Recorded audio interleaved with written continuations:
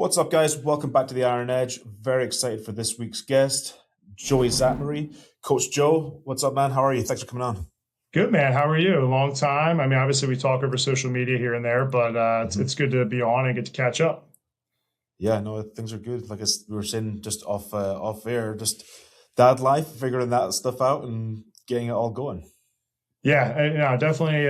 Like I said, there's amazing parts. Obviously, like I love being a dad, but it's definitely an adjustment period, especially when it comes to people who run their own business and training's a part of your life. Not discrediting anybody else, but for me, it was like, oh man, how am I going to figure all this out while still trying to keep my performance in a relatively Yeah. respective spot and not have my business burned to the ground as well, and raise a genuinely decent human being along the way. That's exactly the same sort of like outlook and thoughts that I've got. The biggest thing I'm dealing with right now, like we said, like my son's four weeks old.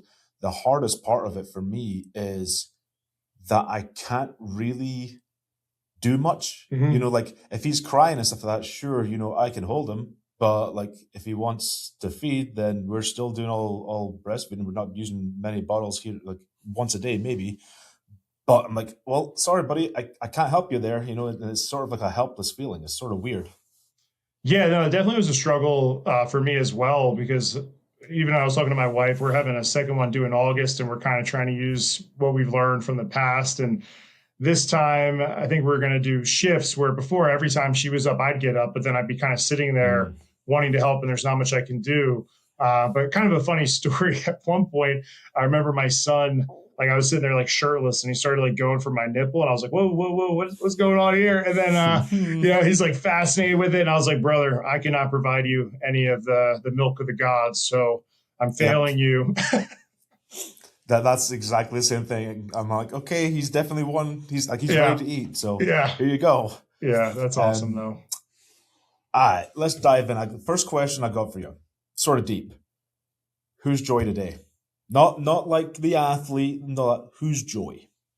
Honestly, I would say the biggest thing is my first on my priority list is a family man, Mhm. so just being a good husband and father, like anything, like if I have my five priorities, right, like anything that's below that, right, that's how I organize things. So top of the chain is going to be being a family man, and really just a coach and a mentor. I would say, I just try to provide people as much value as possible.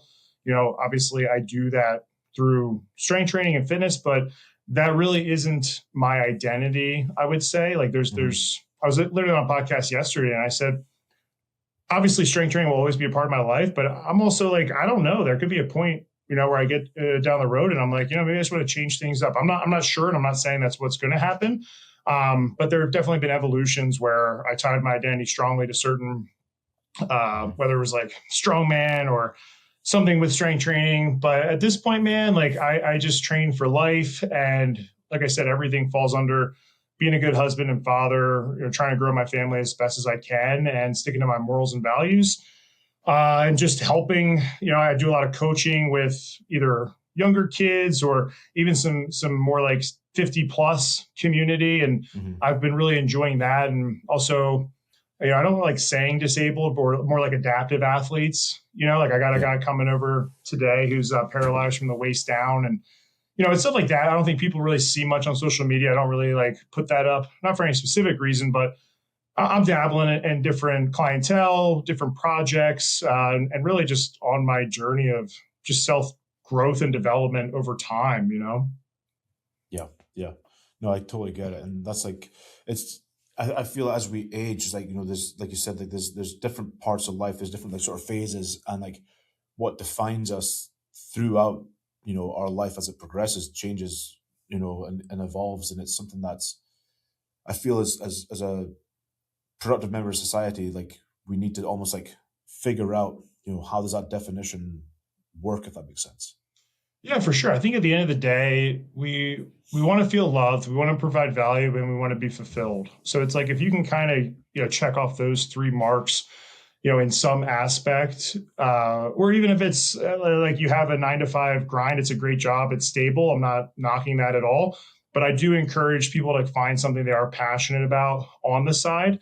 just so that they're taking care of themselves. I think in the lifting community, a big one, it would definitely be the identity of, Yeah. that's they're a powerlifter, a strongman, a bodybuilder, and they don't necessarily think about at some point that's either going to diminish or it could end. Whether it's like an injury or they're just getting older. And if we tie everything we have into that, when it starts to fleet, that can be a problem for a lot of people. And I've experienced that early on, and I do my best to try not to tie myself to that. But I would say in our industry, you want to be aware of that sooner than later, and also understand Mhm. like when is it time to pivot, and it's okay to pivot. I think a Yeah. lot of people in their heads, they're afraid, or they think, oh, if I change or just even a little bit, right, then I'm going to lose everything I have. And I don't think that's the case. I think you have to remember people are either coming to you for a service or they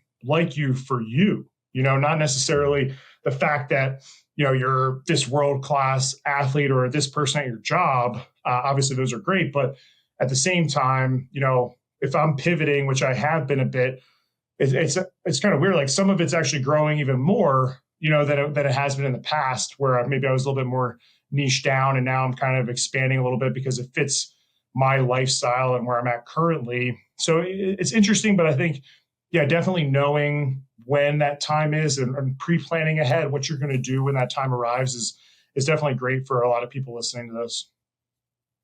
Yeah, the identity side of stuff, like you said, is something that I've dealt with big time, and trying to figure that one out, and it's definitely not easy. And I think that's the thing that we fall into is like, you mentioned like sort of pre-planning for it a little bit, and I think while that is definitely wise, I think we just get so sucked in that we almost like completely lose track of anything else.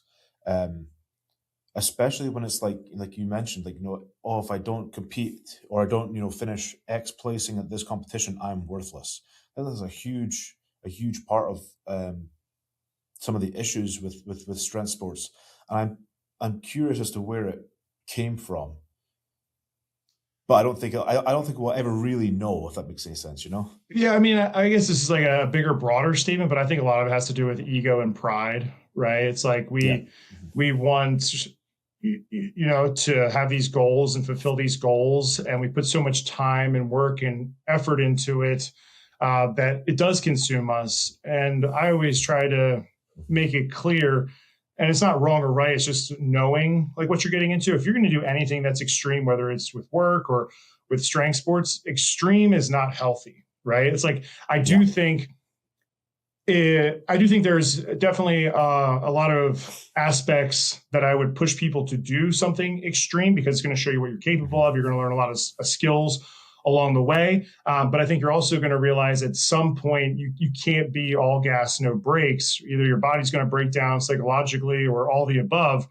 Mhm. So it's just kind of respecting what it is when you're involved with it, and equally, kind of understanding, maybe a better way to put it is like figure out when the season is for you to do that versus not. Because I do Yeah. think there are better times and places, like you and I, now we have families, maybe more priority on the family or the business. We can still compete, no doubt, but if we wanted to push it to a level that we were once at, we know that something's going to take a hit, whether Mhm. it's the business or the family. And it's like, are you okay with those circumstances or repercussions? Yes or no. That's for people to ask themselves. Yeah.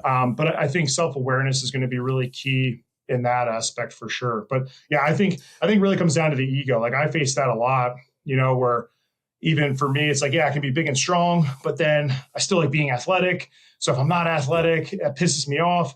But I know if I want to do both, I'm not going to be great at either one. So it's Mhm. like, what am I okay with? And at the end of the day, it's more of a me thing than anybody else. But sometimes I think we think it's how other people are going to react, when in reality, I don't think they care that much. Yeah, and I would fully agree with you on that. I think that we fall into this mindset of how I feel is how everybody else, or how I view myself is how everybody else views me. Yes. And like my Yeah. wife's asked me in the past, like, oh, like, do you even want to compete again? I was like, maybe here and there. but I won't try and do high level again because I know what it would take to get there, Mhm. and I know my prick when it comes to that sort of stuff, and I don't know if our marriage would survive that. Right. Like, and I'm man enough to actually admit that. Like I know how selfish I am, and I don't Yeah. think I think as an older athlete, I'm more open to admitting that, whereas a younger late 20s, early 30s. Nah, I'm fine. Everybody else is the problem, you know? Yeah, yeah, for sure. And that's the thing is what I'm saying is like when you're younger, when I was competing, I was also running, multiple businesses. I didn't have, a wife and a child. I could be way more selfish, Yeah, So just like you said, like if I'm going to compete and go all in, to be honest, if you're going to try to be the best at something or do your best, you do have to be selfish because of the time and energy it requires at that level or any really hmm, big goal. But once again, as you mature, you kind of realize there's more to life and is a trophy worth me losing my marriage or having a bad relationship with my family? Like I'm at the point where I'm like, yeah, it hmm, doesn't make much sense. But when you're young, yeah, that may be a different story, and you still have time. I would say in the future to like change that course, or if you're going to be yeah, super selfish early on, it's like, well, then you have the rest of your life to double down on those relationships. So it all depends on where you're at in that journey. But I mean, that's great that you're at that point where you can see that because I think it's either some people can or some people can't, and that's where you end up seeing maybe some problems down the road if you don't or if you're not aware enough to see that in your eyes. yeah. No, I think that's very true, and I think it's like like you said, if you've got time for the course correction, perfect. But when you're getting into these, I mean, here's the thing: it depends what you want from life. If you want a family, then when you're getting into early and mid 30s, you know, the time for course correction is sort of it wanes pretty quickly.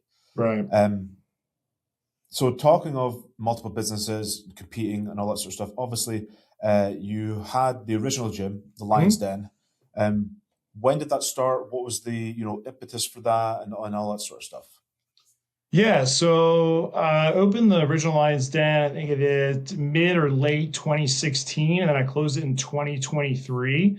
A huge part of my life, there's so many amazing memories, and I really was trying to do something unique at the time with that gym because there were a lot of either commercial gyms or they were more like CrossFit. CrossFit was really popping during that time, Hmm. and maybe some like boutique style gyms. And I kind of wanted to take a mixture of both with making it more of a garage style gym, offering classes that would be like a class type gym, but then also having it an open gym as well.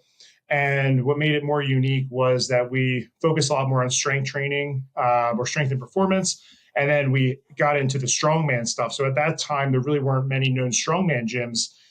And Hmm. it's pretty cool. Like I was training one of my female athletes who's a gymnast, and she was asking me about the gym and strongman stuff. And I said, what's interesting is when I started the strongman classes, in my mind, I was like, oh, we're gonna get these big badass dudes, and we're gonna be like really getting after it. And I think like 80 to 90% of it was mostly females, and it was females too that went to more like boutique gyms. So when Hmm. even visually, it was kind of shocking, like that these women would be into strongman. But I really think it came down to it was different. I think it empowered women, to like pick up Hmm. these Yeah. big stones or sandbags or odd objects. And they ended up just kind of telling their friends about it. But yeah, so that was a great journey. Kind of like we had talked about. At some point, you kind of have to know when to pivot. I did that for a long period of time.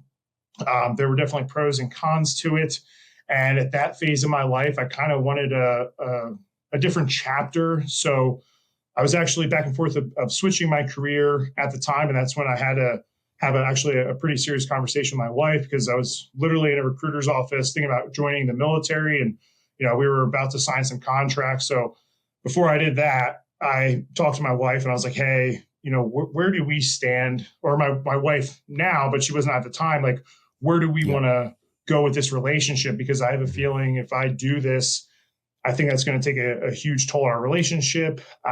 Yeah. And if you're all in with this, then I want to search other options because I want to be around as much as possible. And I knew with what I was going to be doing, I probably would not be around much at all. So we decided that we were really going to fully commit to each other, make it the real deal. So I was looking at some other gigs and kind of in like a transition period for, I want to say 6 months to a year. Mhm. I had like a side job, which was just bringing in steady income. I had the online stuff still going with my online clients. And I was doing some coaching here and there, but that was definitely like just trying to figure it out. And then I know it's always hard for people, but eventually things just start to click. I didn't know when that time was going to be, Yeah. but it started to feel better. I started to get some good opportunities, and the ball just kind of started rolling. And then here we are today, and I had got basically like a 4-car garage space that I'm in, which is primarily just supposed to be for me to train, where I could film content, almost have as like my own fantasy Mhm. factory. We originally were looking to put a pole barn gym on our property, but we were running a bunch of township issues. So that kind of bummed me out, but found this spot. So I started training there, and little by little, some of my old clients or people from the gym, were kind of asking about it. And I caved because I did miss the people. So I run some adult Mhm. classes in the morning, and then I use it for my own training, filming content. In the future, maybe I'll have some seminars or stuff like that there. Yeah. And I got heavily involved with the youth side of things. So I do strength and performance for a lot of the surrounding high schools in the area. And then I've been coaching the actual sport of lacrosse for one of the high schools. This will be my 5th or 6th year. So that's like primarily like my evening stuff. But then I still have the Mhm. flexibility with my schedule now having a son, which is very good, so that I'm able to be around as much as I can when I can. Obviously, some days that doesn't always work out, but I like being more in control of that. And just a different chapter, different evolution, different me. And I will say, like, I'm in the best spot I've ever been in terms of my career, mentally, which is great. And sometimes you don't realize where things are until you get out of it either. Like, Yeah. I look back and I'm like, oh my gosh, like I was riddled with stress and anxiety on a daily Mhm. basis that Mhm. probably would have killed me at some point just from wearing me down so much. So being able to take that course correction, which in the beginning was scary, probably even more anxiety and fear, but then Mhm. eventually I started to really be like, oh my gosh, like I feel really good about the direction that I'm heading with this. And a lot of life changes. We bought our house together. We obviously got married. We had our son. So a lot of cool things in this chapter that I'm really excited about, and we'll see where it goes. Yeah. Yeah. No, trust me, dude. I totally get it. And figuring like those chapter changes out and like how it all fits together is one of the hardest things that I've sort of come up against the last few years. And like rolling back to the original lines, then, so you mentioned like the transition period and like the recruiter and all that. So did you close the gym at that point when you started looking at some of the other options and all that sort of stuff? Yeah, I started searching some of the options before it officially closed, just so I kind of had an idea of maybe what I was getting myself into. So I was between the military and then looking into law enforcement, different programs Hmm. with that. Um, so yeah, I was just trying to get some research done to at least have an idea. But like I said, I had my online clients which weren't tied to the physical location. So Yeah. I had money coming in there, which was nice. Obviously, I had saved up some money, and then on top of that, I don't really like talk about it, but I was working. My one of my best friends, his family owns a gun range and a gun shop, and I've always been Hmm. helping them throughout the years. So I was doing that, 3 days a week, and it was fine because, like I said, I had money coming in. Was it kind of a little bit all over the place? Yeah, sure. But Yeah. I think just kind of having some things like that allowed me to not be super bogged down, because if I didn't have Yeah. either a nest egg, to sit on for a little bit, or if I didn't have, those jobs that I was doing, then I probably would have been a little bit more in a panic mentally. Yeah. But yeah, it Yeah. gave You me start that feeling buffer. desperate. Yeah, yeah, and Yeah. then and then when you Like feel that desperate, desperation hits. yeah, and that's not a place I want to be in, because then maybe I take something on out of the pressure that maybe would have put me in Hmm. a bad spot. So, like I said, yeah, it all ended up working out. in the best way possible, and everything needed to happen exactly how it is, which is hard to see when you're in it. But yeah, man, we're thriving and just enjoying life, and every day it's something new and something interesting, and I love that, man. I love it. So with socials and stuff like that, obviously you mentioned that a little bit about like the new space for content and all that sort of stuff. Obviously, I know you from, or knew you initially from the social side of stuff. I'm sure there's a lot of people who are the same in the same boat. Where was that like in like where did that fit into life and start? Obviously, like I know like you were coaching and all that sort of stuff. Then you had the gym. Like, where did that was this like a natural progression for you, or did it just sort of something that you wanted to do, or how did that start?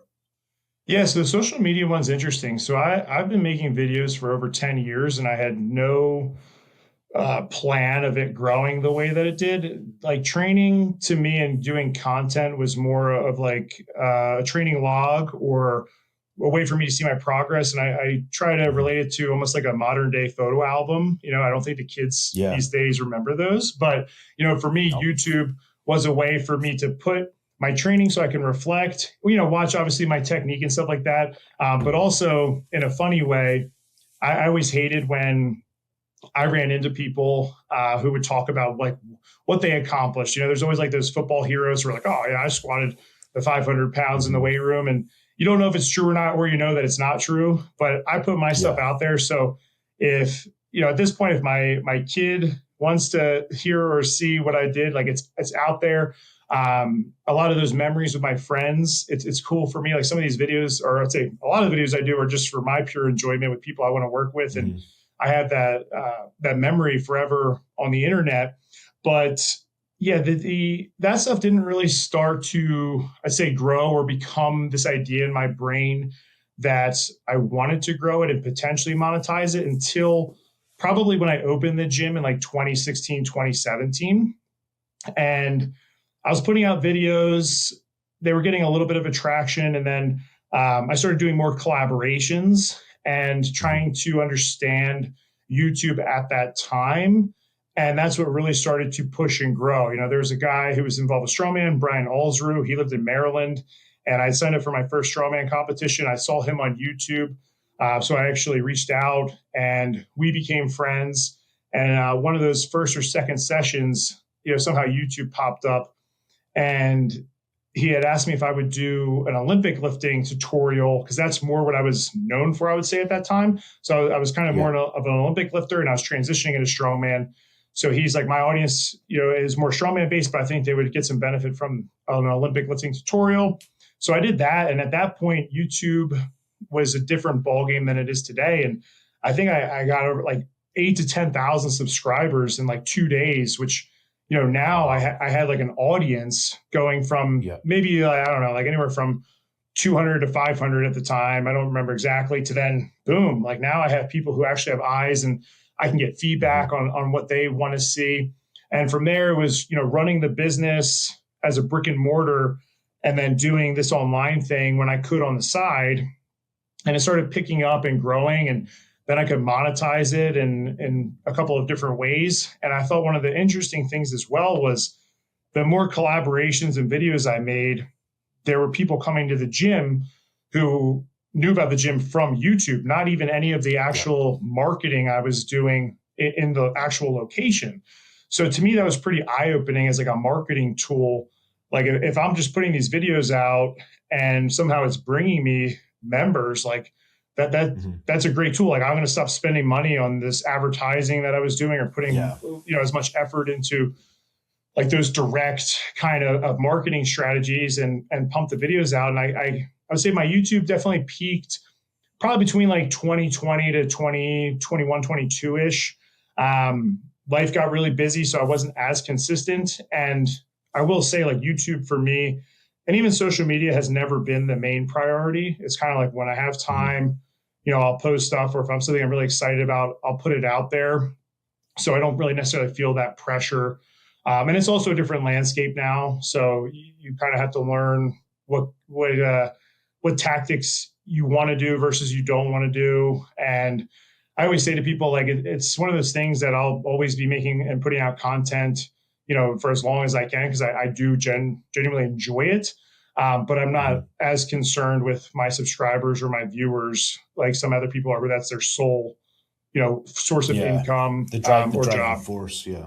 Yeah, yeah. So they always had worked nicely synergistically. But I do think what is tough is it's essentially two businesses, So Yeah. if you want to get into it, just like we talked about earlier, if you're going to do both, that's a ton of work. You're going to need either a team on both ends. So you have to kind of figure out, well, what percentage, of each pot do I want to fill, and what makes the most sense to you? Because if you're trying to do both, you're either going to get a watered down effect, or you're just going to get burned out pretty quickly, in my opinion. Or at least that's how it was for me. Sure. Yeah, because you took a little bit of time off. Am I right in saying that? Like from YouTube, like was that around the time your son was born and all that sort of stuff? Yeah, I mean, before he was born, I was putting out videos pretty consistently. Like after the gym closed, I had my garage gym set up that I was using at the Mhm. time. But then, yeah, like if life gets crazy busy, and to be honest, if like it may sound bad, but if I'm not into it, like I don't force myself to Yeah. do it. Where like training is one of those things where it can ebb and flow, and I force myself to do it, But when it came to YouTube, I just feel like that directly is noticeable when you're trying to force it to the viewers Yeah. versus Mhm. being genuinely interested in things. So if the vibes weren't there, I would just take a break, and then once I got that resurgence, I was excited. Then I'll put the content out, and I would say Mhm. the nice part is I've been doing it for so long that my channel is always consistently growing, even if it's from videos from years ago that somehow people stumble upon. Like I've put out videos that have maybe gotten 3 or 4 thousand views, and they're like flatlining, maybe a little here and there. And then all of a sudden they take off. Or, I was into the grip stuff, and then all of a sudden we had a really big interest in grip. So these videos that weren't really doing well started to take off randomly. Mm. So it kind of worked in the sense of, even if I wasn't posting as consistently, there may be some other things that were still keeping the channel somewhat alive. Yeah. Yeah. So which was cool, And then now I'm more of like an active mode with it. And on Instagram, I was in I called it like an Instagram shadow ban, which probably was true for a number of years. And then I think I just wasn't really fully understanding how it worked. So I'd put stuff out there, and some would do okay, some wouldn't. But for whatever reason, this last like 2 weeks, I think I've gained like 5 or 6 thousand followers on Instagram. So whether it's me being out of this like shadow ban that I was in for a long period of time, or now that I'm super consistent with the format that it seems like it's working, and I just keep replicating that, Mm. it's doing pretty well now. For what that means, maybe it's going to be more exposure, maybe it's more online clients. I'm not exactly sure, but at the same time, I know it could end next week. It Yeah. could taper Yeah. off, and then you got to figure out it again. So I'm striking while the iron's hot, and if I want to keep doing it, I will, and if not, maybe I'll pull back a little bit. Hmm. Yeah, you mentioned there about how the landscape of socials and YouTube and Instagram and all that sort of stuff has changed. What have you seen in your opinion? Like what's changed over the last couple of years, and then is it a good thing? Is it a bad thing? Like I'm seeing stuff on a daily basis where now it's like, oh yeah, you got to post like 5 6 times a day, and I'm like, who the fuck's got time for that? Yeah, so there's a lot there. I think first off the bat, the big one is social media is no longer social. So that's a big one. I think Mm. it's more about attention media than social media. So in the past, like especially when we first got on to Instagram, everybody you followed would see your stuff, right? It was more of a social platform with talking and Hmm. communication, and driven that way, where stuff that I had put in the past that would have gotten, say, a ton of engagement and lots and lots of likes, I would repost that in today's climate, and it would get like nothing. So it's super interesting. Yeah. So then what I figured out though is it's not necessarily that it doesn't work, it's how it's packaged. So I would take the Mm. same content, but I'd package it slightly differently. And those were starting to do much better. So I think if you can go into that mindset of it's not social media anymore, it's attention media. And you have to also remember that you are technically the algorithm. Like when I'm looking at things, that is a good indicator of what I should be putting out because my attention is going towards these things. So Yeah, how can yeah, I take that and make it more with my content? Um, and it changes a lot. So it's kind of just being aware of when it changes. Like there was a time in social media where those you put a tweet or like a thread up, and they were pretty much all people were posting, and for whatever reason that worked really well. But if you did that today, it's just not going to work. it's So not. Yeah, it doesn't get traction. yeah, so I think that's a big one. I'm trying to think in terms of the other one is interesting with YouTube is subscribers don't matter anymore, which was a big one. Now it's going to be mostly either views or view duration. So in the past, Mm. I'd always be, like, hey, where's my subscriber count at? And it's the same with Instagram. Like just because somebody doesn't have a ton of followers doesn't necessarily equate to anything with income. Like I know some people that have 2 to 10,000 followers and they're making six figures plus. When I also know people who have hundreds of thousands of followers or accounts that are not or making the same amount. So Mm. that's an interesting one as well. So I think if you can look at it like how can I get people's attention, hold their attention, and go at it from more of a like teaching people skills that help them with their specific problem. I think that's very beneficial. Where in the past, I think it was very driven by like outcome, like almost like transformation or like seeing the end result of what you do, right? Like if I'm a Mm. strength coach, Mm. a lot of it would be showing like super strong athletes or me being really strong. Where to reframe it now, it's more like, hey, here's the problem I've noticed that people have over coaching, thousands of athletes and giving them like these little 1 to 2 things that get them to the Yeah, next level. I think that seems to work really well now because they're starting to invest in your deeper knowledge base and that you're hitting more specific problems and pain points that people are running into. So then now they may want to come to you either for your content or your services because they really have an understanding of what are those little things that you're doing because they've already been sold either in the past and realized it wasn't what they wanted, or they just need more trust from people because we're in such a yeah, saturated market. yeah. I think developing that trust through socials is a huge thing for business growth, and I think there's a lot of people who don't actually like lean into that too much, as well as the community aspect.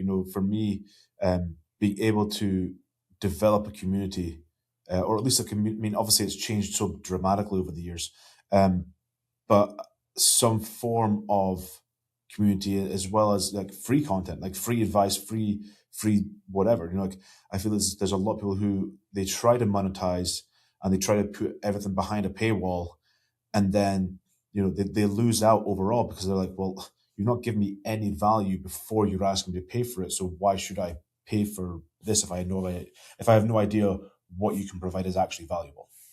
Yeah, I think like that was one thing I always did early on. I think it definitely worked to my benefit was I put out all my secrets and golden nuggets to the public. Like I didn't want to hold Mm, back any secrets. And I realized that it actually worked to benefit me because people appreciated and respected that more. So they actually were more likely to buy versus trying to hold back or act like there were secrets. So I'm definitely a big advocate of putting out free content. And that's why YouTube is great or Instagram is great because you're just making content mhm. that's free for people to view.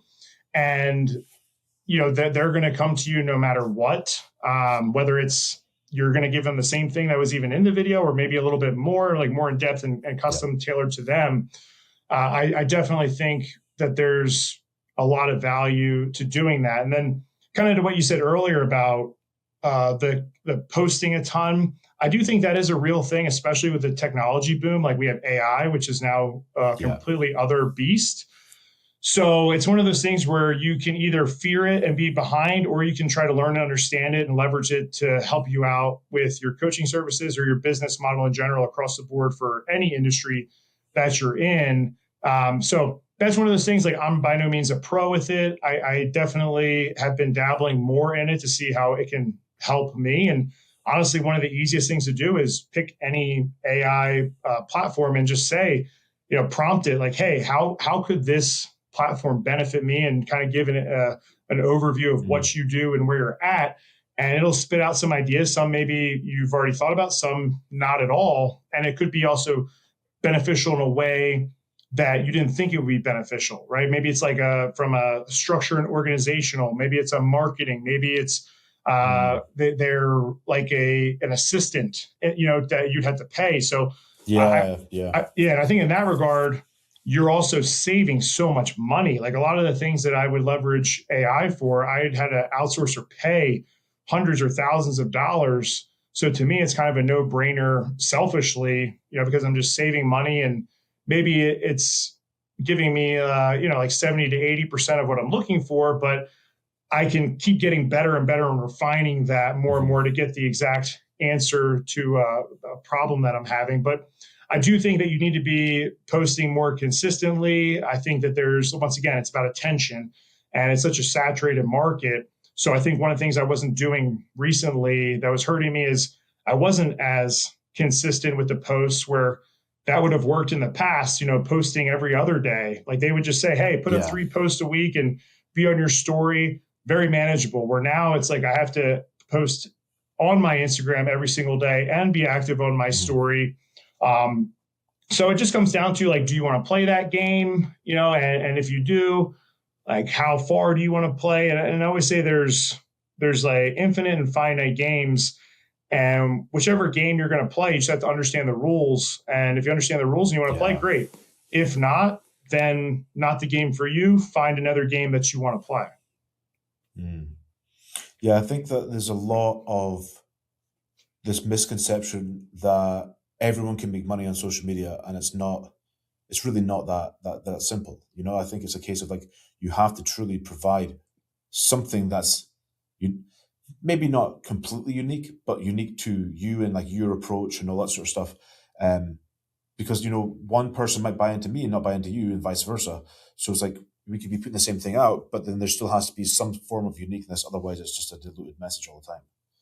Yeah. So, but to your point, right? Like, what you just said? What makes it unique, right? Out of, if we put out the Yeah. same content, what makes it different? That's us, right? So, I think Yes. I Yeah. think the personal brand right now is huge. Like, I think a lot of Mhm. people either tried to make a brand that wasn't tied to them, which is still okay. But I think right now in the time we're in, getting that know, like, and trust factor is huge when it's a personal brand that you're putting out Yes. there, and that's what's really going to draw people to you, and ultimately become customers or fans. And I've always been of the belief, because I read this book, like years and years ago. I think it's 100 True Fans or 1,000 True Fans, but it just talks about, you don't need thousands and thousands and thousands of people or eyes. You just need 100 of them that you have a really deep connection with, that are hmm those true core fans. And once again, you talked about your community. You really nurture them over time, and those are the people that will stay with you for a long duration. They're going to be reoccurring customers, or like higher hmm ticket clients. And I think those are the best people to work with, because they know who you are and you know who they are. Versus, I've had clients, I'm sure you've been the same way, where you get them and they don't really fall in line with your morals, your values. hmm Maybe you're taking on a lower price point, which you think hmm is great because you're collecting more from the More pool. revenue. Right. hmm But equally, they're more headaches. They're not as committed. Maybe like I had people that would start coming to me for more like endurance and running. And I got to a point where I was just like, hey, like, that's not my wheelhouse. It would be a disservice to you if I even try to do something like that. So, hey, I'm going to pass you off to somebody, where probably when I was super young in my career, like I just was taking everybody because I was like, oh, hmm maybe it's not my thing, but I'll try to figure it out. But figuring it out it's just giving me a lot more headaches, and I'm not as into it as I am with more of the strength or performance side of things. So just kind of making sure you understand who you are, what's the market that you want to serve, or that ideal client per se, and then reverse engineering that with the type of content you're putting out and on the platforms, and leveraging like what platform is good for certain things.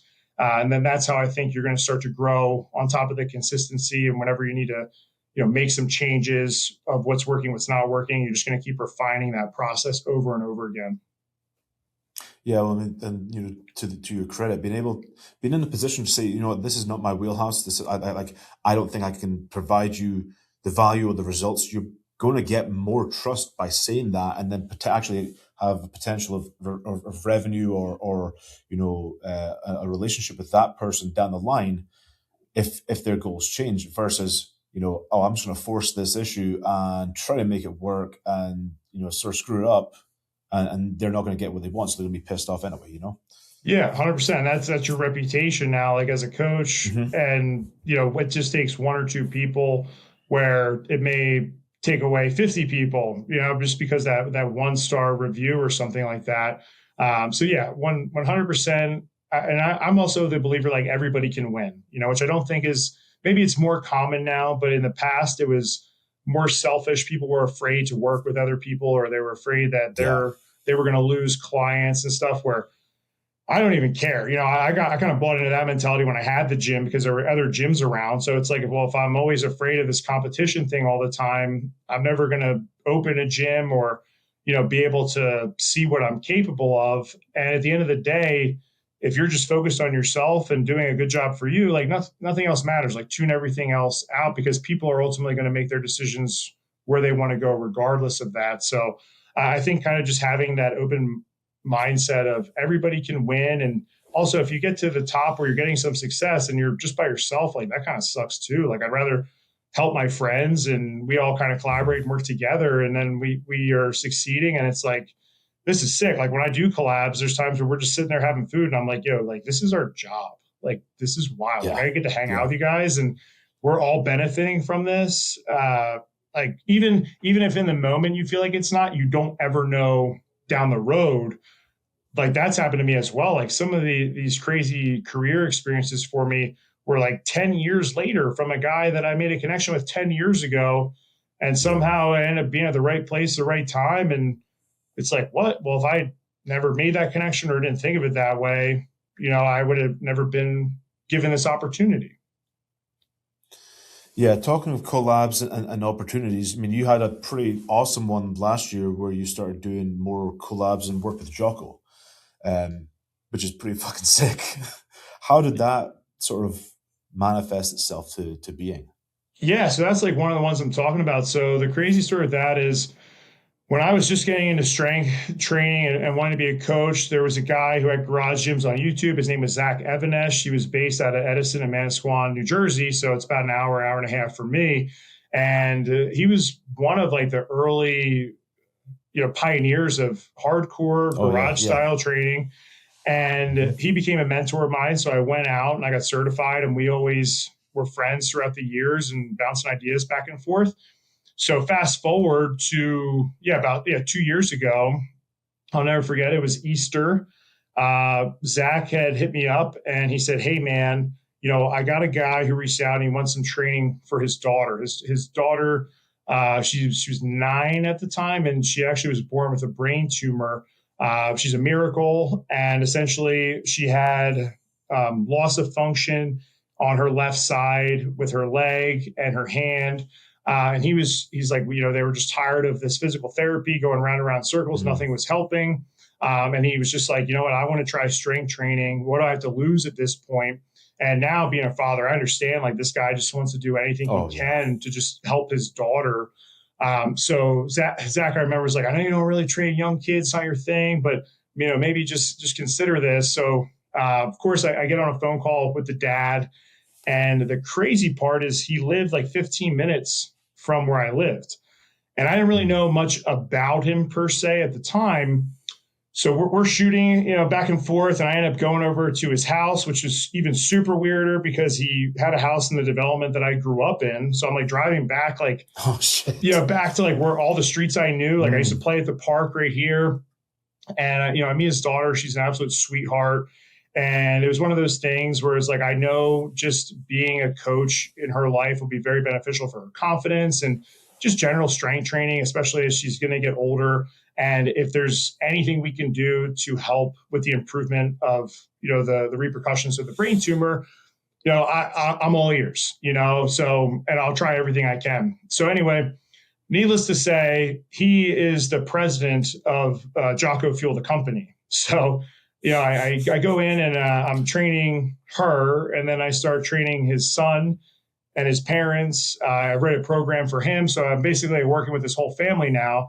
Mm. And was one of those things where I wasn't pushing anything. Like I knew what he did. It was cool just to hear, his side of things from being a president of that company. And obviously Jocko's huge and everybody knows who he is, or you've heard stories and seen him like all over the internet. So then that led to me being introduced to him, the company, getting a sponsorship and taking on more projects through that company. I've been able to work with his daughters whenever they're in town. I've been able to Mm. obviously link up with him a few times, and the projects that they do align with my morals and values, so they're exciting. And I still have the freedom and flexibility to do all of my stuff.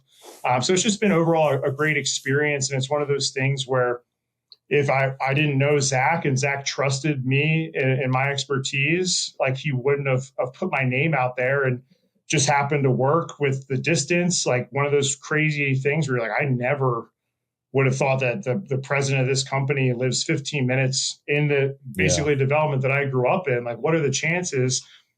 So just, yeah, very grateful for that opportunity. It's been great for my career and very rewarding to be able to work with her specifically, like watching her improvements, which if you've ever worked with somebody who's adaptive, it's like it takes a long time and a lot of patience. But when they get like one little thing, it's like the biggest thing in the world, to them Yeah. and to you, because you know how much time and energy you both invested towards those goals. And it's helped me as a coach as well. You even have to be more creative or appreciate things that we take for granted. Like I'm over here lifting all this crazy weight, having fun. And then I'm like, well, this girl just wants to be able to get her grip better because her hand doesn't have Yeah. 100% function, or she just wants to improve her ankle mobility so she can, jog better and Mm. just build her confidence, So yeah, it's been a crazy cool opportunity, and once again one of those like new chapter things where I never thought I'd be working with a lot of clients who were like 50 and over, but I started doing that and I realized the importance of that training really affects their life. And as they Oh, get, massively. yeah, like if they get older, we focus on a lot of strength just even for fall prevention, because as you see, like when you're elderly, if you have a bad fall, which to us could just be a normal thing, they could break their hip or their leg, and that just starts this cascade of downward effects, which ends up being a vicious spiral mentally, physically, and unfortunately can cut people's lives way shorter than they need to be.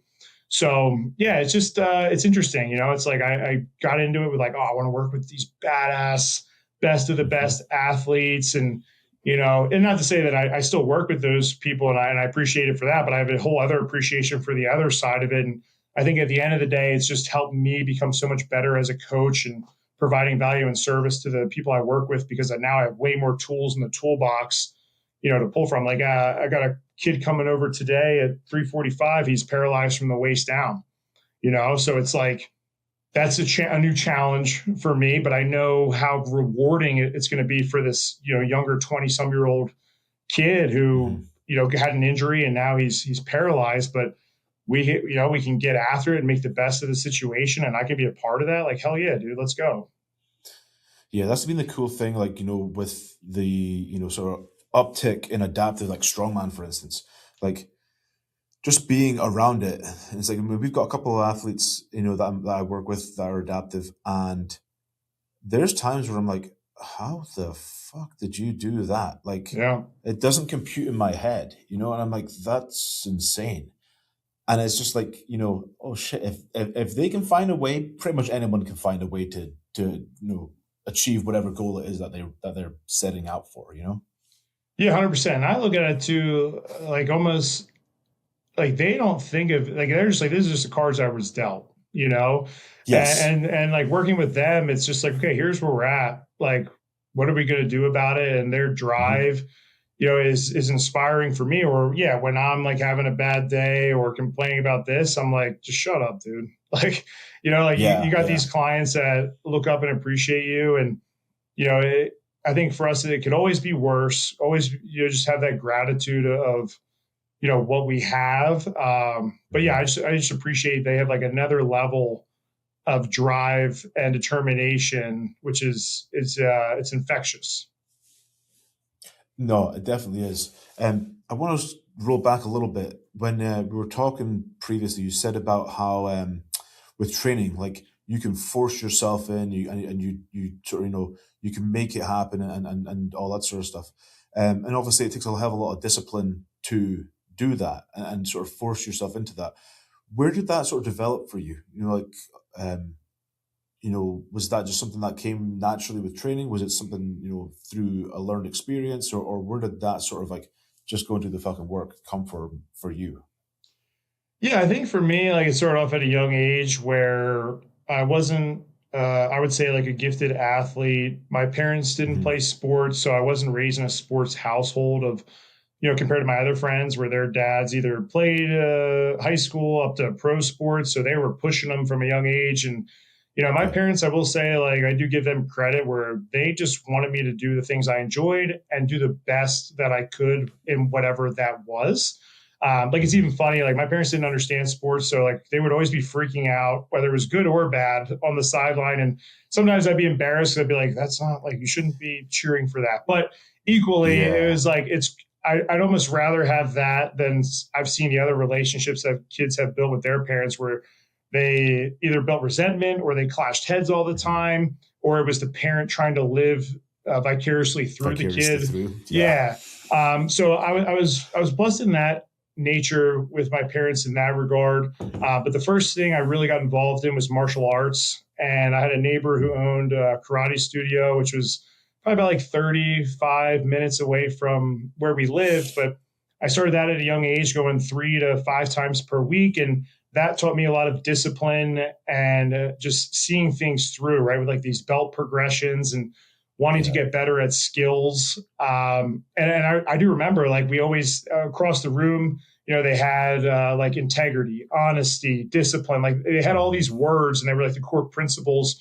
So it was ingrained in me in that way to just, continue to show up and improve and get better even when it's tough. And then that martial arts background and development really helped when I got into sports, where maybe I didn't understand the sport as much, but I had really good kinesthetic awareness and control over my body. So if I was, playing football and my job was literally like just to find the guy with the ball and hit him, well, I could move and I could do things. And then Mm. I would start to figure out more about the game or get more specific skills in that nature. And I tend to advance pretty quickly. By the time I was a freshman in high school, I played a football and lacrosse team, and I became the captain of both of those teams. And I did the same thing even with schoolwork. Like I wasn't some gifted, intelligent kid. I struggled a lot in school, but you could see from when I started till I ended, like a constant increase of, my Yeah. GPA or my Progression. grades. Yeah, and just how I would like learn how to teach myself if I didn't understand things. And it wasn't even like I wanted to be smarter. It was just like, here's the challenge ahead. Like I want to figure this Hmm. out. And almost like get to the next level. Like here's the level. I have to figure out how to beat it. Okay, if I can do that, then I can move on to the next thing. And that's kind of always been how I've just looked at problems, which over time it definitely gives you more resilience and grit, because doing that, I've failed so many things, and I've learned the hard way so many times. But Hmm. that is a skill in itself, and you learn a lot from all that, which makes going into any other endeavor not easier, but you just have more resources and knowledge to pull from to be maybe a little bit more successful. Or it's just the resilience of like people probably would have quit at this point, but I'm not going to quit. So it's Yeah. hard to lose or beat me if I don't quit. So having that mentality Yeah. has helped a lot, whether it's in lifting or something with business. It's like these are those things where like I'll always do. So it's just like I'm a cockroach, man. Like maybe it's not the best, but somehow I've always been here. So you got to just respect Yeah. that at Yeah. least. And I think that's the big thing, especially with, I don't want to say this, like society these days or this generation. Like I feel like when shit gets fucking hard, there's a lot of people who are like, oh, screw it, I'll try something else. I'm like, well, why? Why try something else? Like, you know, if this is what you started, then let's at least try to finish this initial goal, you know?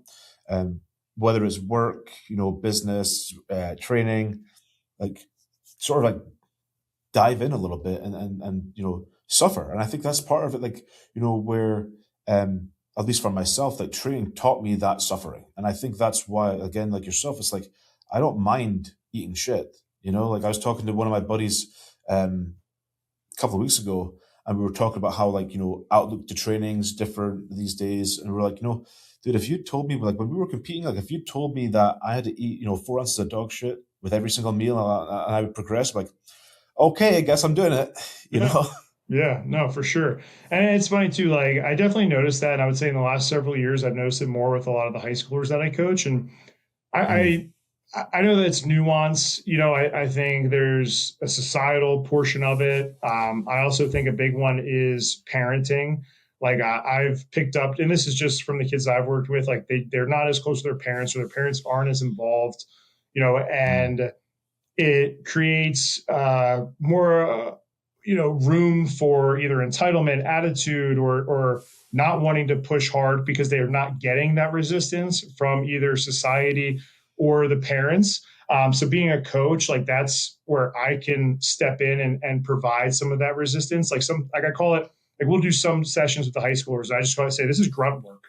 Like there is no yeah. rhyme or reason to this other than it's going to suck and you're going to do hard stuff because it sucks. So when you face things, whether it's on the field or in school or in life, you can reflect on this moment to show that this is a test of character. You know, and we had a game for lacrosse on Monday. We played one of the best teams in our district, and usually we're a top contender. We go far in the playoffs. This team came out and whooped our ass 15-3, and I gave the guys that beat us credit because they showed up. They were put together. They Mm, handled everything professionally. They did all the little things that would make them have that outcome. And at either the quarter or the halftime, I pulled the kids over and I just said, "This isn't even about winning or losing at this point. This is about who you are as a person. Like you have yeah. every reason to want to pack it in and quit and start turning on each other and make this a Hmm. total shit show, or you can show me what kind of person you are by working like a dog for every minute or second of this game, trying to pull each other together and turn the tides to the best of your ability." I said, because those are the guys that I want in my life outside of sports. Those are the friends that I want. And I said, so this is a test, like, to you guys. And there's definitely some kids that you saw from the start to the end did that. There was kids that didn't do that the entire time. And then there was kids that turned it on. Right. So, Hmm. it's how can we, increase that in our culture of our program or just the kids in general, because I think those are really valuable skills to be successful in any endeavor. But I do think, yeah, there's this point where people reach the resistance and they start caving. And I also think, if they see social media and they think, oh, like it's probably easy to do. And then they try it and they realize that it's not, and they have to put the time It's in not, yeah. and then they just give up. But really the only person that, or the reason that person got there is because they just didn't give up. They kept trying and they weren't Yeah. afraid to look bad or fail. So it's like the more comfortable we can get with failure, the more comfortable we can get just not caring and working hard, nose to the grindstone. And I try to say like that to people too, like yourself and I, like we're regular guys. We have the same Oh problems yeah. as Yeah. everybody else. People could see us and be like, "Oh man, you've accomplished all these things." Looking back, I from a young age, I wouldn't be like, "Oh, I could accomplish any of that stuff," but it just started with like one little thing that I did, and that led to me knowing I could do something else and something else, and then when something was really challenging in front of me, I could reflect and be like, either I've done something that was way worse than this, or all that stuff in the past has prepared me to be able to handle Hmm. this. So it comes down to like being able to fortify your mind to think that way versus, all right, we're going to quit. We feel some resistance. I'm not worthy, or I don't have the skills. I don't have the confidence. So it's like the more you can shut those thoughts up in your brain, and the more you can put yourself in situations that form the thinking that is going to progress you forward. I always am an advocate of doing that. And I do think the gym is a great way. Sports are a great way, or signing up for some sort of program or mentorship, or putting yourself out there that makes you uncomfortable. That's always going to be something that's going to help you grow closer to that. Yeah, and I think there's something to be said for there's that whole saying of like what is it? Motivation gets you started, discipline keeps you going, Mhm. and it's true. But things fall off. Even if you're disciplined, things fall apart at times, and it's figuring out the ways that you like, or the things which cause a shift in your thinking and make things click again to get back on track. And I think it's just, over the years of eating shit and being, failing at a bunch of stuff, that's part of the process. That's how you get better. That's how you figure out these sort of like nuanced methods or techniques that help you click in again. Yeah, for sure. And I always say to people, like, if I lost everything right now, like, I have the skills to rebuild and get to a point where, I'm okay. I think one of the biggest Mhm. things is like, do you have your health? Like, if you have your health, like Yes. that's a big one. Like, I could lose all the money in the world. It's like, do I have my health, and do I have my family, or a good support circle? If I got those Mhm. things, I'm a force to be reckoned with. If I don't have that, then I'm in a big problem, where a lot of people think, oh, if I don't have the money, right, or if I don't Mhm. have like X, Y, and Z, like these external things, like I'm never going to be successful. And it's like, once again, you talk about like lifting, it's like people want to know the supplements, or if it's YouTube, they want to know what kind of camera gear to get. It's like, don't even, you stop thinking about that stuff. You know what I mean? Like, Yeah. you can be very successful without any of those things. And I think, to your point, one of the biggest things I see more so recently, just because of becoming a father, is the skill of adaptability, where you go from having more time, more energy, more freedom, where you can do X, Y, and Z, but then and now you're going to add in, either your spouse, a kid, all these other responsibilities. It's like sometimes less can be more, in a sense, but also just being a little bit more flexible versus like, oh, if I can't train, if I don't have like 2 hours to train, I'm not going to train, right? Or if I didn't Mhm. get enough sleep, I'm not going to go to the gym. And it's like, well, even if you get enough sleep, maybe you go to the gym for 30 to 45 minutes, and you're getting these smaller wins. And when you do that, you can either figure out long term how to increase that, or there's just different seasons, so it's like with you, having a 4 week old, that's probably a really crazy time. So you may adjust your training a bit during that time, but it's better doing that than just being like, yeah, you know what, I'm just not going to train for Yeah. till the baby's a couple months old and I got more of a grasp on this, because then you're playing catch up, which if Yes. you get to that point, I think that's where some people literally fall off, and they don't even want to do it anymore because they're so discouraged by how far off they have dropped. Yeah, it's funny that you raised the adaptability because that's literally my next question. Uh, and that was one of the things that I had to figure out was like, for a long time, like my head went to like, oh, if I can't train this way, and it was like, that sort of strongman strength, power building, hypertrophy type of routine, then there's no fucking point. And, a bit more during winter when I was like snowboarding a lot more, or like definitely the last 4 weeks when I like this, the new edition came, I was like, okay, what can I get in? Well, there's a Planet Fitness, literally 2 minute drive from the house. Mhm. We have a membership to go and do, walk on the treadmill in the winter and all that sort of stuff. I'm going there and I'm going to bang an hour workout. There was like times where I went in there, crushed my legs, and I could barely walk the fucking next day. I'm like, you know, that's not like a that in my brain that wouldn't be a thing. And it's just changing your mindset to be able to like, no, this is where I'm at right now. These are the tools I've got. What am I going to make with it? Yeah, and to your point, it's like we probably would have trained for 2 hours, and somebody's not even gotten that same stimulus in 2 hours. But once you have that pressure and you don't have that time, it really forces you to knuckle down and figure out like what's the best bang for my buck when I'm here. How Mhm. can I be really efficient with my time? And sometimes those sessions are better. Like I'll go Yeah. in like yesterday in my head, I wanted at least like an hour and a half to train. Well, it didn't happen. So Mhm. I was on the fence of being like, well, I'll just push it to tomorrow or I'll go later. First off, later doesn't ever happen. So that's just something No. I tell myself as a way to justify, oh, I think I'm going to train and then I don't. And then I get even more mad at myself at night because I didn't do it, which is a vicious mental cycle.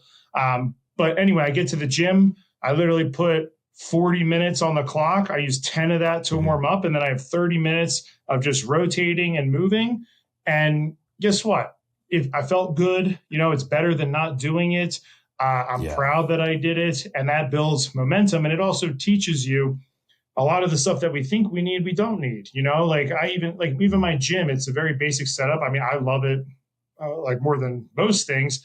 But a lot of people would think, oh, I need this, I need that to get these types of training sessions in. And like you and I are here to say, like, you don't need that. Like you can be very No. resourceful and there's been champions like, I mean, I'm sure you know better than I, but like when I went and competed in Ukraine, I saw their training hall, which was like Mhm. an empty, like 5 platform shed with a couple of implements and some basic machines. And like they're really good at strongman. And if people saw that in the States, they'd be like, it looks like a junk. Yeah. Like how would you ever think that somebody could use that? It's like, well, they're doing it right now. They Yeah. don't need all the fancy bells and whistles. They figure out what their priorities are and they get resourceful and creative, and you can build champions out of that. So it just comes down to, once again, that mindset. And I do think the older you get or the more you tack on, being able to be a little bit more flexible is a great Mhm. skill to have, because I've seen people that are not that way. And mentally, it can really destroy them on top of their, training. Or once again, if you tie your identity to that, like you're going to have a wake up call at some point. So, right now it's like I'm just training for life and I do things I enjoy, which is a big one. So I'd recommend that to Mhm. people. Like, if you're kind of dreading going in or you don't feel like you have enough time, well, like what do you enjoy, what are you geared towards? Maybe it's different than what you've done in the past, Yeah. but just do that right now. It doesn't have to be perfect on paper. It doesn't have to look like some professional program. It could just be going in and Mhm. playing around, and by the time you're done, if you got a good stimulus, you're sweating, that's okay for now. You'll figure it out later. Yeah, and that's basically where I was at. I was like, okay, like what tools have I got? Like, the gym I've got through the wall, you know, awesome equipment, specialized stuff, blah blah blah. I'm like, okay, I'm going to Planet Fitness. What tools do I have at my disposal? Okay, let's just go back to basics. Let's do 90-second rest, crush it for like you said, 40 minutes, 50 minutes, get out, and you can have some really good fucking sessions when you just boom, like you just go, and you don't really think too much. And Yeah, I think it's that's a part of the problem. Like we think too much about the specifics and how it all relates at times. Yeah, like one of the things I'm trying to put even in my content right now is like stop overcomplicating it. And I had a call. Do you Mm. know Dave Nisbet? He's a natural stone lifter. The name sounds familiar, but I don't know him personally. He's an animal. We've been chatting back and forth about like treating, and we're picking each other's brains. But we tend to overcomplicate things so much. So basically, I just said, like, here are these core principles and pillars, and just throw this in here. Like that's all you have to do. Like, people are like, oh Hmm. well, how can I be strong and athletic, and they get all into the weeds about it. I'm like, hey, warm up and superset your main lift with some sort of plyometric. It doesn't even have to be the Yeah, same plyometric yeah. every week. Just pick one. Have fun with it, rotate Hmm. it around. Like, that will get you further than over analyzing and not doing it. Then the opposite. Just go in and pick it. For you, it's like you're going to Planet Fitness. Cool. Use that circuit station that they have set up Hmm. and work up to one heavy ass set. Figure out your rep range where you see that or machine speed is drastically slowing down. You're getting a ton of mechanical tension. And you just worked up to that one set. Well, that one set is still going to provide you gains. Within that hour Yes. time frame, versus trying to spend more time or not go in general. So yes, we definitely overcomplicate it. And I'm trying to restore like the simplicity and just bring back more quote unquote like hardcore training in the sense of if you got this amount of time, you go in and you blast it, and if you do that, you're going to get progress. Well, look at some of the old school lifters when they trained in shit boxes with, a barbell and not much else. They were some of the fucking biggest animals out there. Like we're not reinvent, or I feel like we try to reinvent the wheel when we really fucking don't need to. Yeah, I think that there's a lot to that. Like, I know that there's this huge evidence-based push, and I won't lie, earlier on, Mm, like in the later, like before like 2020, or maybe during 2020, like I got more involved with it. I think I got involved with it because it was new and it was different. yeah. And I do think that there are some good concepts and topics. I've always been like, I'm in the middle kind of guy, because at the Mhm. same time, it's like you can have some of these evidence-based people who are shitting on like Ronnie Coleman, Dorian Yates, like certain obviously like iconic pinnacle, Elites, yeah. yeah, elite athletes, and I'm like, yeah, well, hey, they are freaks, so whatever they did obviously is working. Maybe Mhm. from a uh, X's and O's standpoint, it's not as in line with current research of today, but at the same time, like, does it really matter? No, like you can get results doing No. both. So for me, like I said, yeah, I'm always kind of in that gray area. And like you said, it's been around for as long as you can remember. And I think the main thing it comes down to is if you bust your ass in the gym, like, consistently over time, you're going to have some sort of respectable physique or strength metrics, rather Mhm. than not. Yeah, if you want to maybe increase it from there, you have to fine tune a couple little things, but it probably isn't even that much. Like at that point, you've probably done so many things, or I could just say, hey, maybe play with your frequency and your volume a little bit, Yeah. or maybe if we're trying to milk out your fatigue, like let's do this a little bit. But otherwise, everything else by that point you've been doing or you've learned. And I would rather have the kid who's busting his ass all the time, almost like pushing too hard where I need to hold him back, versus the kid Yes. who's overthinking everything and Hmm. questioning the X's and O's, or why am I doing this? Or, I don't want to push that hard because I want to make sure that my fatigue is under control. Like, no, dude, probably not going to work, No. So like No. that's kind of how I've always been. And that I think too is growing up with sports. I think especially when I played sports, we had more of those coaches, which I think are kind of more of a dying breed now. But it was just working your ass off, going hard, doing stuff you didn't want to do. And guess what? We got pretty good. So it's the same Yeah. same thing applied in the gym that I'm trying to restore. And I do think it's coming back. I think the evidence-based thing is now you have like a 50-50, right? Where Hmm. first it was like a lot more evidence-based. And then I think people sometimes you also realize like what's just fun? Like what's enjoyable? Like I don't Yeah. know. I'm a dude. I can't speak for women, but like I just love going in there and doing hard shit and partying with the boys in the Yeah. gym. Yeah. Yeah, is it optimal on paper? No, but that's going to make me more compliant doing something like that than something maybe that looks good on paper, but is not that interesting to me. And I don't have to say that that's not Yeah. discrediting science based or if people like to train that way. I'm just saying, like for me, and also for some things for people to think about.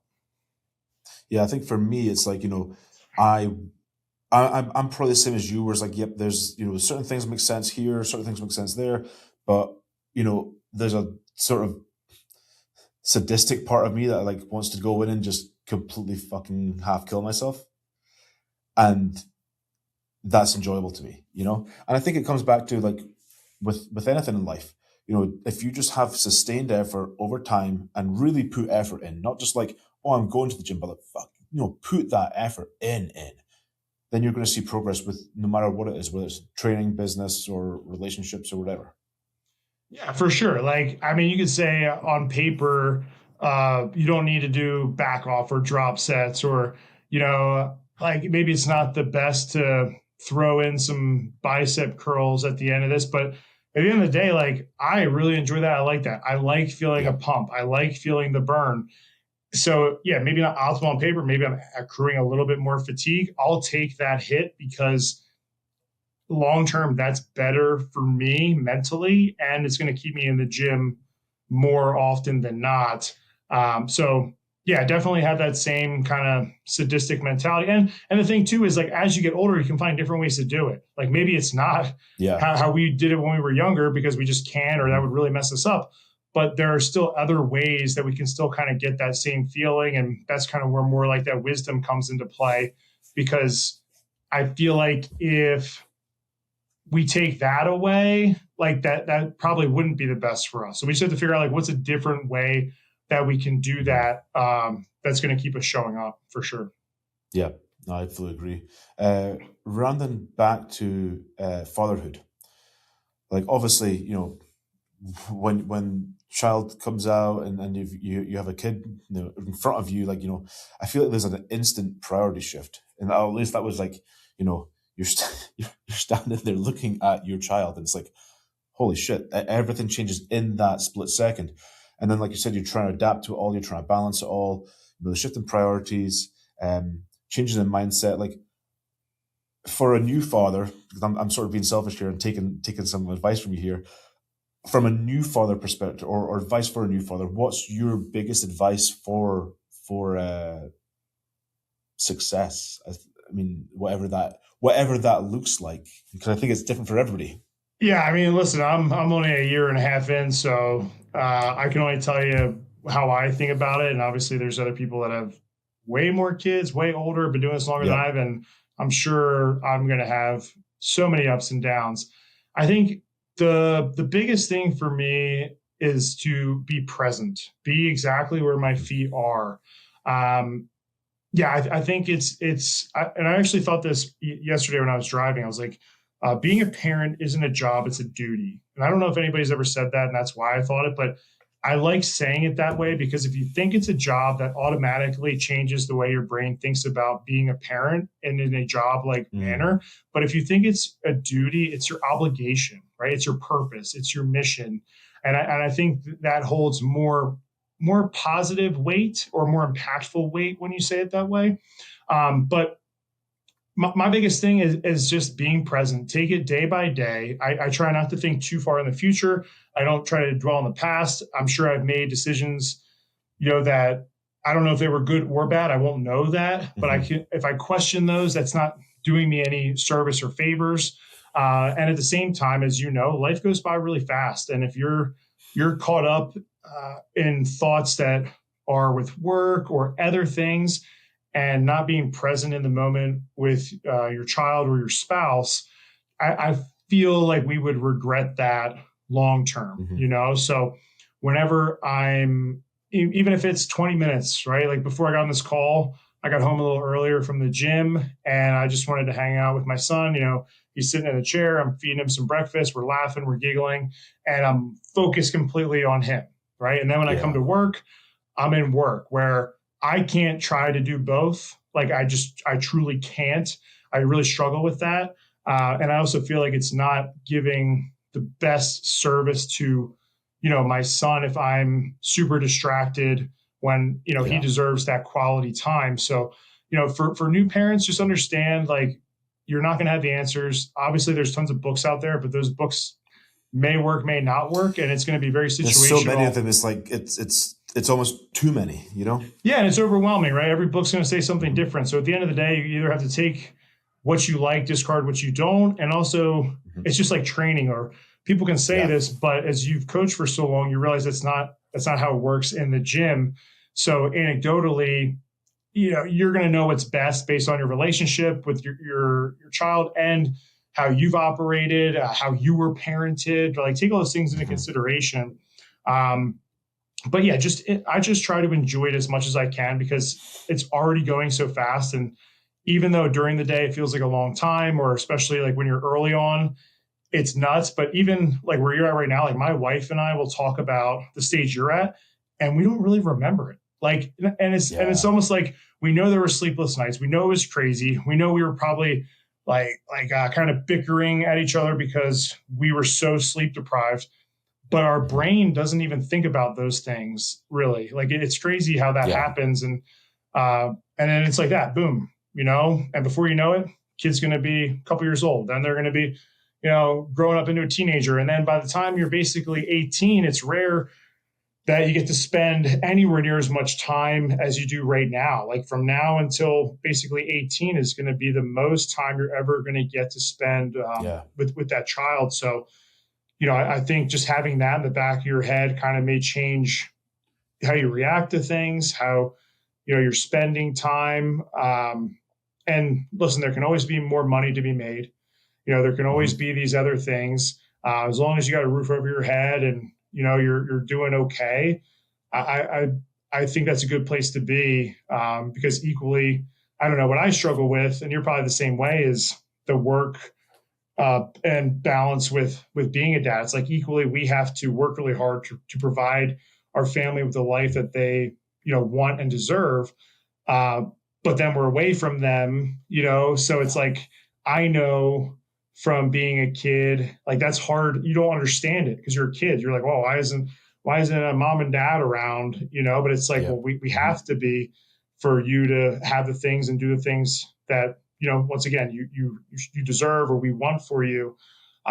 So that is to me like when you have that time, make it quality time, or schedule that quality time in, so it's not something that just kind of gets away from you, and you either kind of just start blocking it out in your own brain, and then before Yeah. you know it, you're kind of sitting there like, damn, what happened? So that's really my biggest advice, and that's something I always am just trying to remind myself of.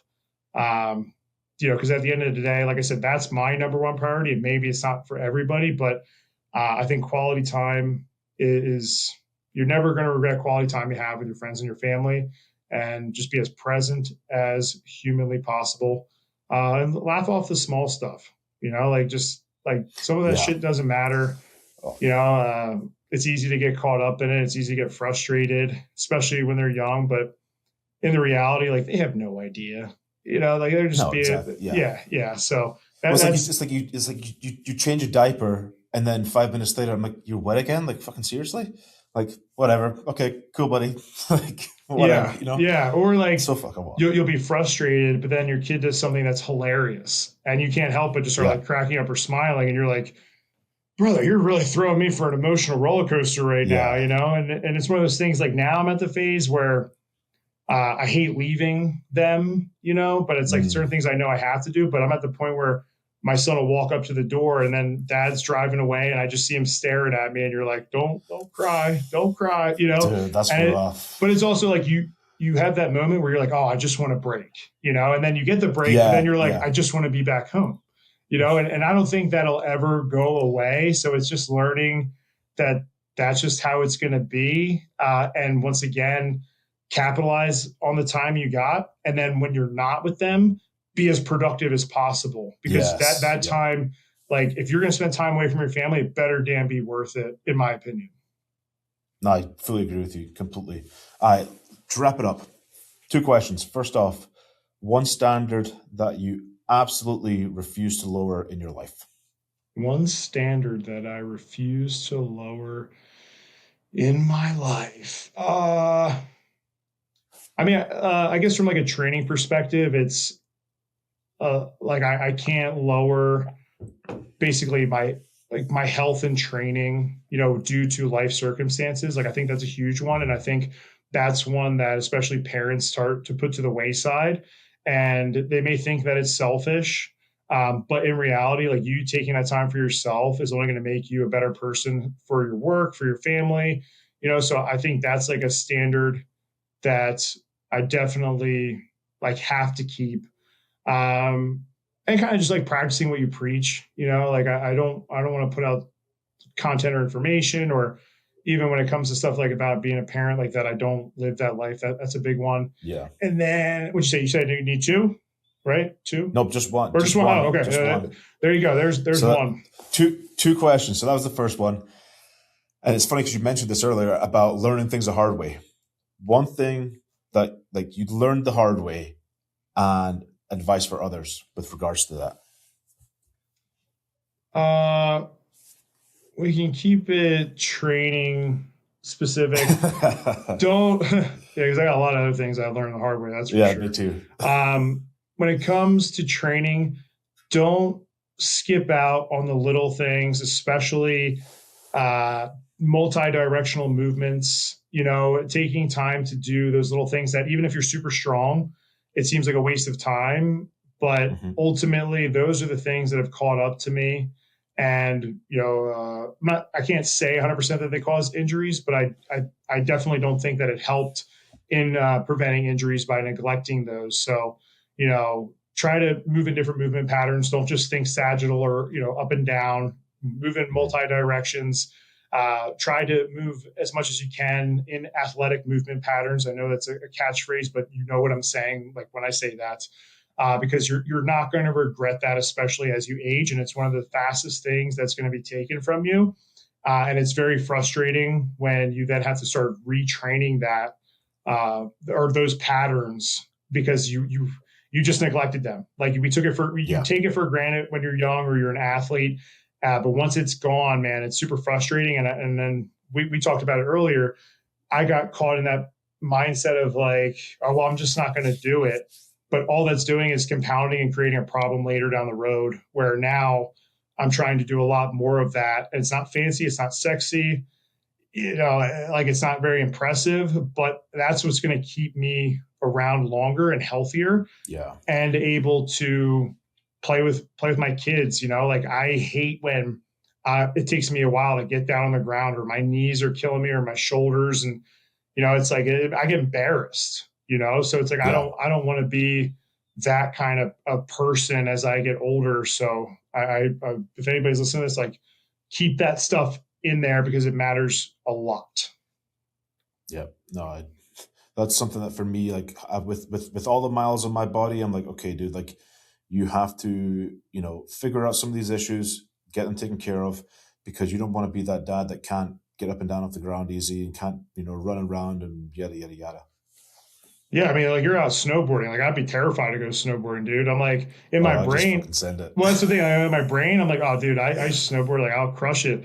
I get up there. Like I went freaking sledding last winter, and I was like always going off jumps, doing crazy stuff.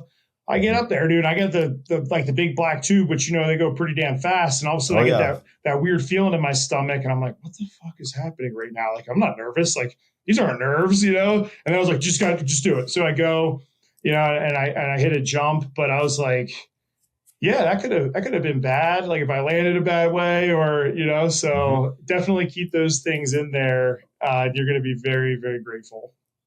Yeah, there was a couple times this season that I was extremely grateful for a helmet. I'll leave it there because Yeah, it's the yeah. only way I can switch off. It's the only way I can switch off. So I'm just like, okay, let's see. And I'm like, I try and go as fast as I can, and the goal right now is to try and break 50 miles an hour. Holy We're getting moly, close. 50 miles an hour on a snowboard feels like 100 in a Yeah. car. Yeah, I did. So I think I was at 40, 45 when we were over in Europe. I hit 44 this year. So I'm like, okay, it's yeah, just, I switch off and it's just fun. It's you stupid. It's definitely so got to wear dumb. that helmet. Fuck yeah. That's All right, awesome though. wrap it up. Tell everyone where they can find you, um, Instagram, YouTube, all that good stuff. Yeah, at this point, if you just type in my name on Google, you'll get all the links to either YouTube, Instagram, my website, just Joey Szatmary. And there's lots of ways to get in contact with me. I'm a pretty accessible person. So if you're interested, check out that stuff on social media, give it a follow or whatever. I'm cool with it. But yeah, I appreciate you having me on and being able to catch Of up and course, talk man. shop. And it's been a great conversation, man. Yeah, hey, thanks, man. I very much appreciate you coming on, and Absolutely. we'll definitely catch up soon. Yes, sir. Thanks.